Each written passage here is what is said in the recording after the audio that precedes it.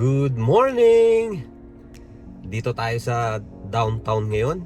Meron tayong lilinisan na condo unit.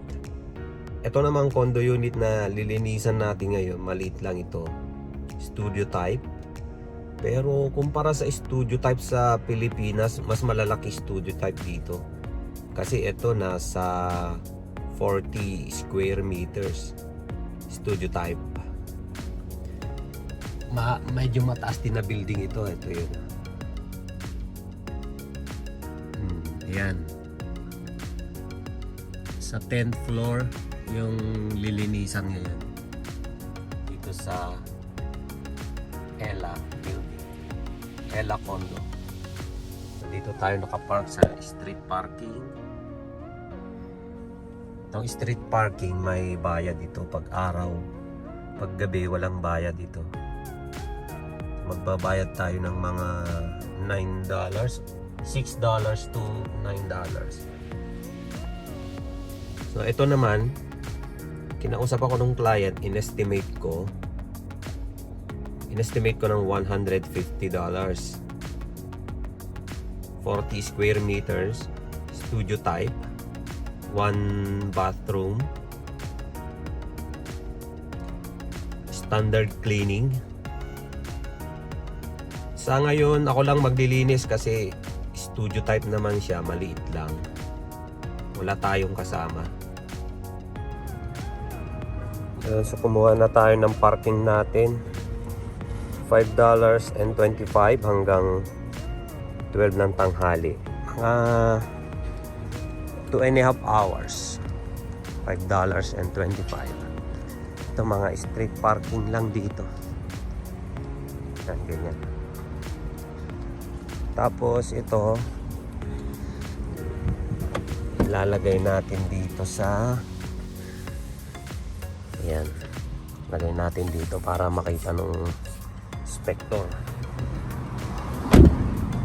Ayan, spec kasi yan sa sakyan para makita dyan. Pag wala yan kukunin nila re-wrecker nila to, itutow nila tong kotse, tubusin mo. Kailangan. Ito yung mga gamit ko ito. Meron dito vacuum. Yung gamit natin ang vacuum ito. Ito yung hose niya. Ayan. Tapos ito yung mga gagamitin, mga laman niya na yan. May basahan, may mga panlinis na dyan. Ito yan. Yan ang gagamitin sa taas. Bababa ito. Tapos punta tayo sa lobby.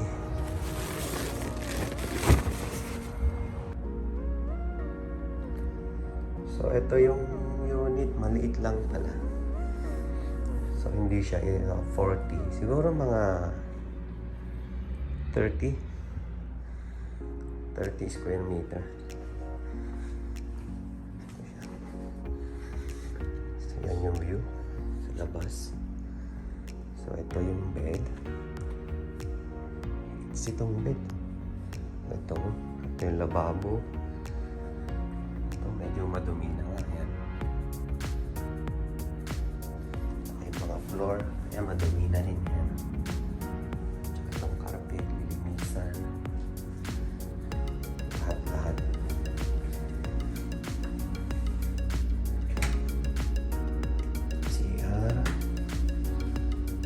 Yun ang malilinisan. Kailang malinis.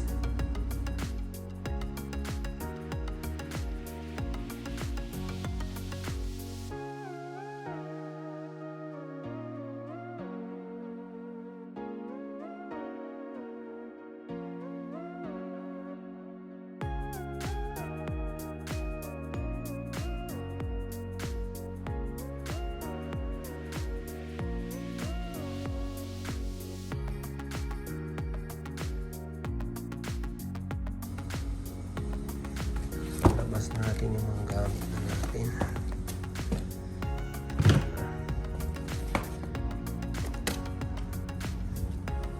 Kung meron siyang gamit na ganito.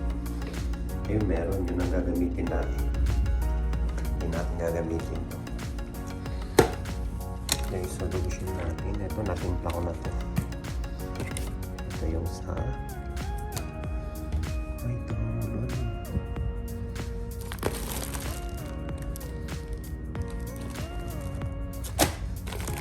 Yung mga duster, feather dust. Vacuum natin.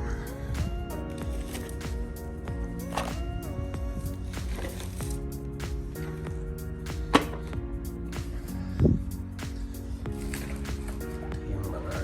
Yan ang gamit. Mga basic lang ang gamit.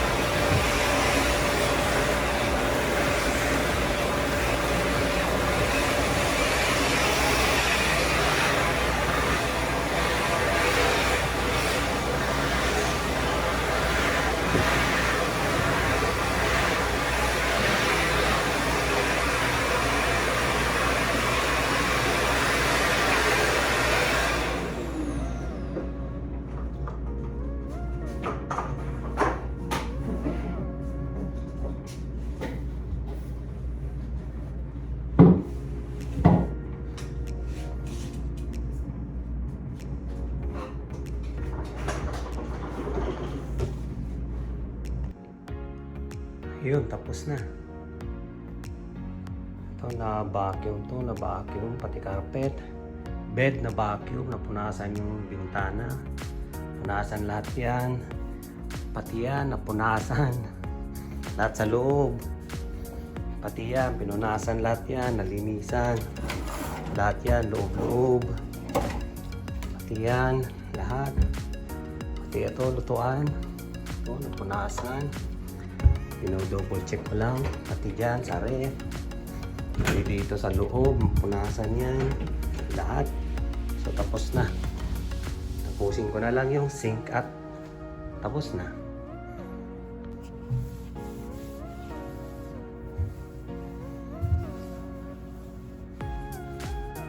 Yan. Tapos.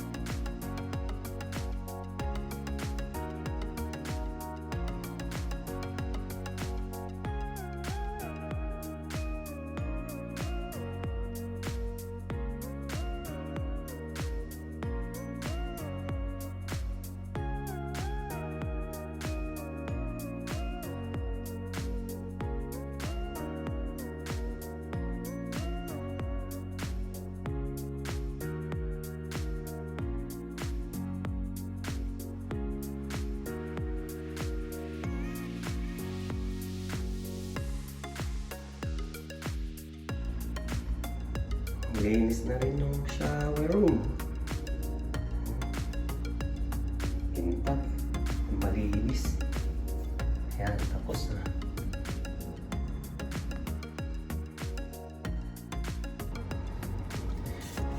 Natapos din. Mainit pa rin. Summer pa rin. May ilang araw pa bago mag-autumn. Pero maaraw, mainit. Sakit sa mata yung araw. So natapos na yung nilinisan nating studio type. So bago tayo pumasok, pinicturan muna natin yung itsura niya na madumi pa. Tapos pagkatapos na malinisan, pinicturan din natin. Tapos sined natin dun sa may-ari. Tuwan-tuwa naman siya. So ang ginawa natin doon, nilinisan natin lahat. Pati yung loob ng mga cabinet, pati yung mga appliances, nilinisan natin. So deep cleaning yung nangyari. So okay na rin yun. Nag-umpisa tayo ng 9:30 kanina, natapos ng 12:30. So 3 oras kasi yung CR talagang nilinis mabuti yun. Medyo madaming yung dumi. Parang ang tagal din nalinisan. 3 beses yun inulit. Inisprayan nung solution natin. Tapos yung sa lababo din, yun ang madumi. Tsaka yung CR, yun lang ang nagpatagal. Tapos nung napunasan na, nalinisan na, binacuum na natin yung bed, vacuum na rin yung may carpet siya doon, yung sofa, binacuum na natin, yung bintana, pinunasan lang natin sa loob. Tsaka yung kung ano lang yung maabot natin sa labas kasi hindi pwedeng linisan yung labas nun dahil delikado, mataas yun, 10th floor.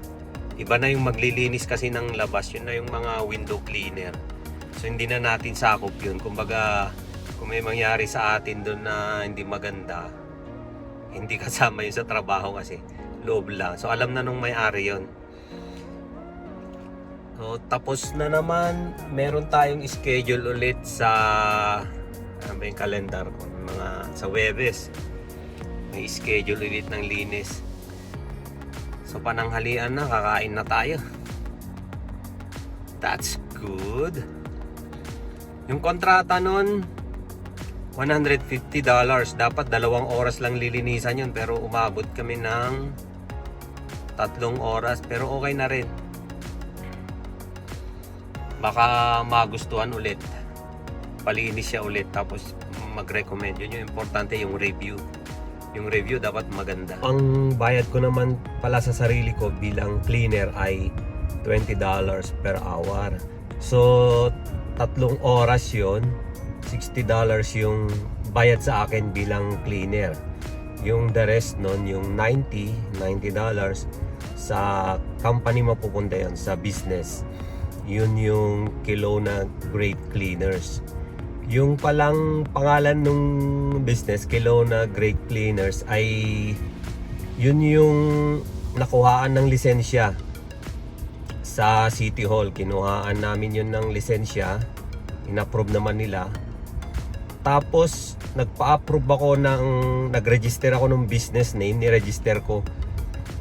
Ang inapprove nila doon yung Made in Canada. So titignan ko kung anong mangyayari.